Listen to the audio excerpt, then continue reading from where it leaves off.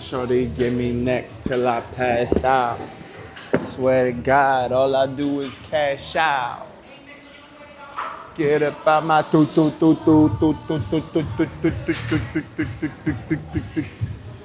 This happens because in week one, you're running on a burst of motivation. And so you're able to absorb a plan that has more than you're able to do. 5 days a week, 90 minutes a session, and a completely different diet on top of what you're already doing. And that's why motivation covers the gap of what the plan is versus what you can actually maintain.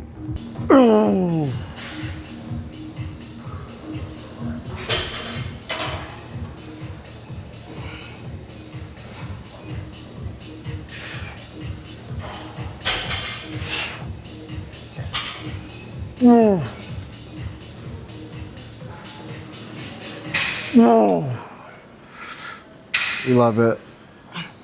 That shaky back foot. Oh, we love it.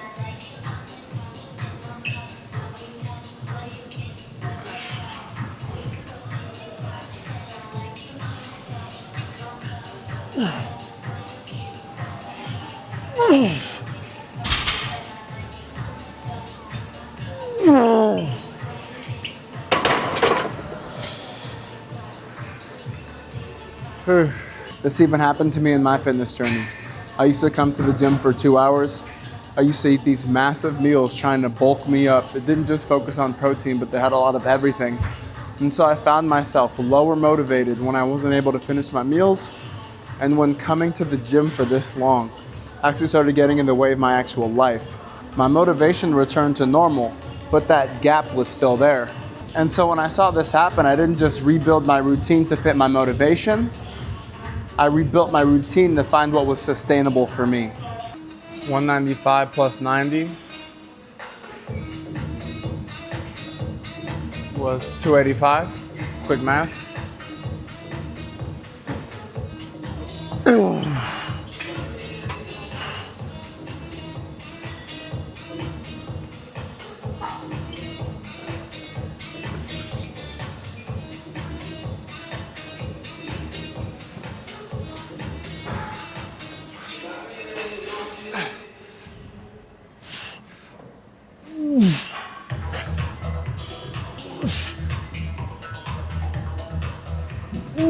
That feels fucking good, man.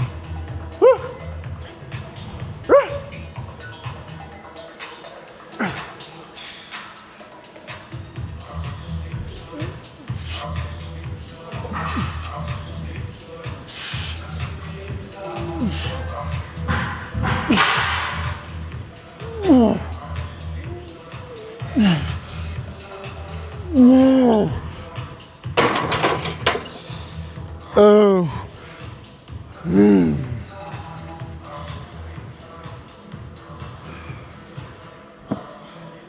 If you build success by outworking people, the instinct that you're going to rely on here is the same one. Go hard, go often, and be prepared for a marathon but ready for a sprint. It makes sense, and it's worked in every other part of your life. Except your body adjusting to a new habit doesn't respond to intensity the same way that your business problem does. And you can't outwork a schedule that was never realistic to begin with. All you can do is build one that works. Because we're looking for something that's easy enough to repeat without thinking twice about it.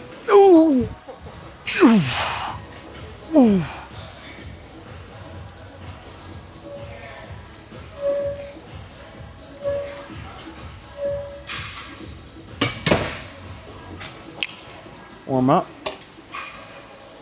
What do you want?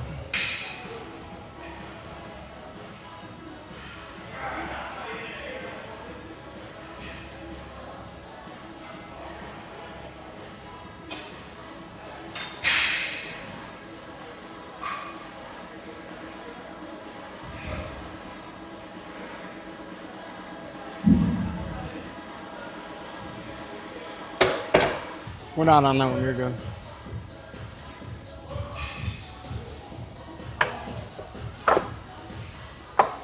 Most fitness advice tells you to find your motivation, stay disciplined, and push through. But none of that touches the actual problem, which is the plan, not your character. Telling someone to be disciplined about a plan that was never sustainable just delays the same crash that was inevitable. Once I realized this, I started to scale all my plans down to fit something that was sustainable, so that whether I'm here or on the go, I can make sure that I'm handling that same routine. And I stopped trying to go for the hardest, most impressive looking thing. Oof.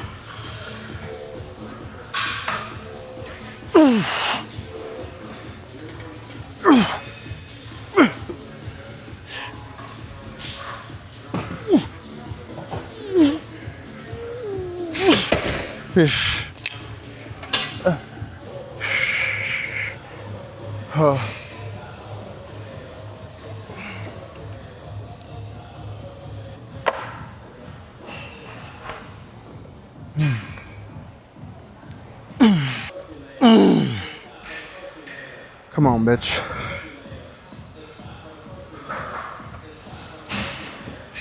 Swing some ass. Swing some fucking ass, man.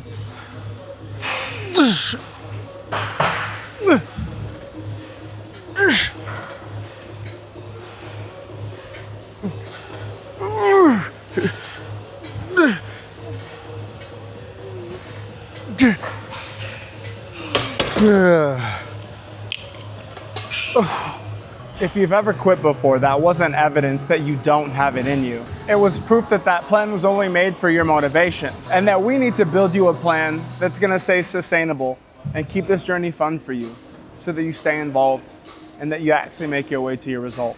A plan that's centered around your habits. Set, locked, heavy pull.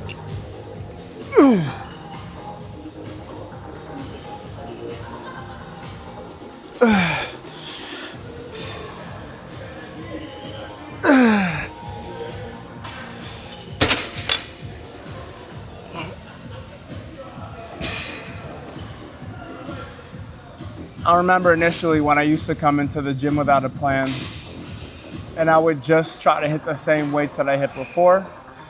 I wouldn't care if I slept enough beforehand. What I ate didn't matter. I thought, okay, I'm lifting, I'm doing the work, I'm gonna see the results. But the obvious course is that never came. And it took iteration and iteration and iteration without leadership.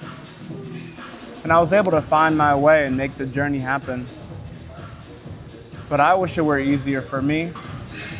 And that's why I love making it easier for people now. My client who's been struggling with what he's been dealing with for months, if not years, now within a week and a half is making the transformation he's been looking for. Super efficient, super easy. And the time never had to be wasted.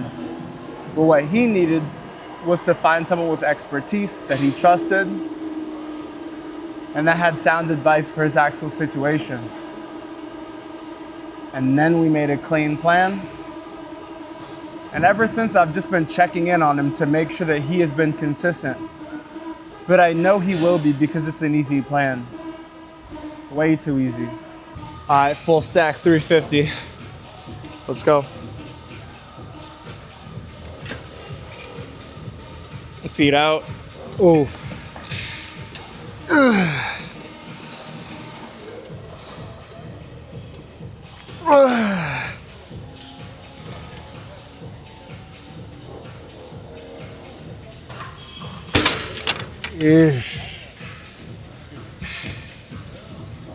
All right, we got 350 again.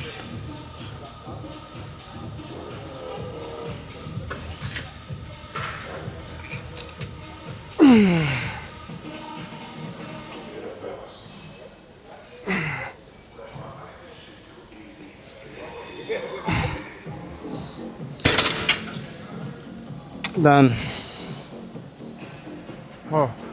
When you are forming a plan, the first focus should not to be it. Okay. The focus while making a plan should not first be to go as hard as possible. It should just be to get into the gym and allow ourselves to feel more comfortable so that we can become more consistent. The next focus before lifting heavy should be to fuel your body, because we fuel for recovery, but we also fuel for input. So if you're going to go into the gym and notice that it's harder and that it is challenging your energy more, that's exactly why we focus on our nutrition, so that we don't have to worry about that after the fact, after we start putting our body through the stressors and the damage.